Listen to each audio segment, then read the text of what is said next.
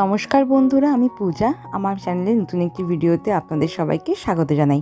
আশা করি আপনারা সবাই ভালো আছেন। আজকে আমি আপনাদেরকে একটি নতুন জায়গা দেখাবো। আমরা যাচ্ছি সাউথ সিকিমে রেবং হয়ে রাবাংলাতে। রেবং থেকে রাবাংলার দূরত্ব কিন্তু খুব বেশি নয়। আমরা চলে এসেছি আমাদের স্পটে। গাড়ি পার্কিং করে আমরা এগিয়ে যাচ্ছি টিকিটের উদ্দেশ্যে। খুব সুন্দর করে রাস্তার দুধারে এরকম বুদ্ধিস্ট বেলগুলি দিয়ে সাজানো রয়েছে। এদিকে কি বলে আমি ঠিক জানি না, আপনারা যদি জেনে থাকেন কমেন্ট বক্সে অবশ্যই জানাবেন। আমরা চলে এসেছি টিকিট কাউন্টারের সামনে। এখানে লম্বা লাইন রয়েছে টিকিটের জন্য। টিকিটের মূল্য 80 টাকা। তো আমাদের স্পটটির নাম হচ্ছে বুদ্ধ পার্ক। সাউথ সিকিমের একটি মোস্ট পপুলার ট্যুরিস্ট স্পটের মধ্যে অন্যতম। এই পার্কটি সকাল 9টা থেকে বিকেল 6টা অবধি খোলা থাকে। এন্ট্রি করে আমরা ভিতরে ঢুকে গেলাম। চারপাশটা খুব সুন্দর করে সাজানো রয়েছে।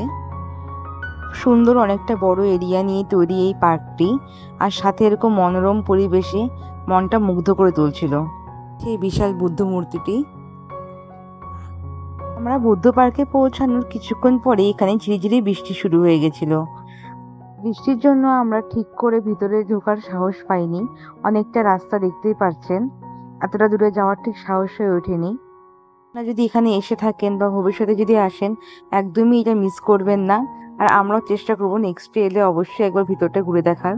এদিকটায় রয়েছে খুব সুন্দর প্রেয়ার রুম, আর রয়েছে মিউজিয়ামও। বাইরের থেকে ভিউটি দেখার মতন একদম। ছোট ছোট গাড়ির ব্যবস্থা রয়েছে, যাদের হাঁটাচলা করতে সমস্যা তারা ইজিলি গাড়ি করে আপনারা ঘুরে নিতে পারেন পুরো পার্কটি। এছাড়াও সারাদিনের সময় কাটানোর জন্য এটি একটি উপযুক্ত স্থান। আপনারা কিন্তু এখানে ঘুরতে আসলে অবশ্যই রেবংয়ে স্টে করবেন, তাহলে আপনারা সারাদিন এখানে সুন্দর করে সময় কাটাতে পারবেন। আমার তো একদমই মন চাইছিল না এখান থেকে যেতে, কিন্তু খুব টাইট শিডিউল থাকায় আমরা এখানে বেশিক্ষণ স্টে করিনি। আর সাথে উপরি পাওনা এই বৃষ্টি, এই বৃষ্টির জন্য আর বেশিক্ষণ ঘুরতে পারিনি এখানে। তো আপনাদের বুদ্ধ পার্কটি কেমন লাগলো অবশ্যই কমেন্ট করে জানাবেন।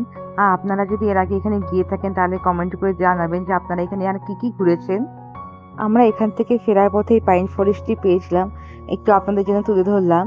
এছাড়াও নর্থ বেঙ্গলের রাভা লোলেগাঁও আসলে প্রচুর পাইন ফরেস্ট দেখতে পাওয়া যায়। দার্জিলিংও দেখতে পাওয়া যায় কিছু কিছু সাইডে। এখানে আমরা এই জায়গাটাতে পেলাম। আজকে ভিডিওটি কেমন লাগলো অবশ্যই কমেন্ট করে জানাবেন। ভালো থাকবেন আপনারা। Good bye.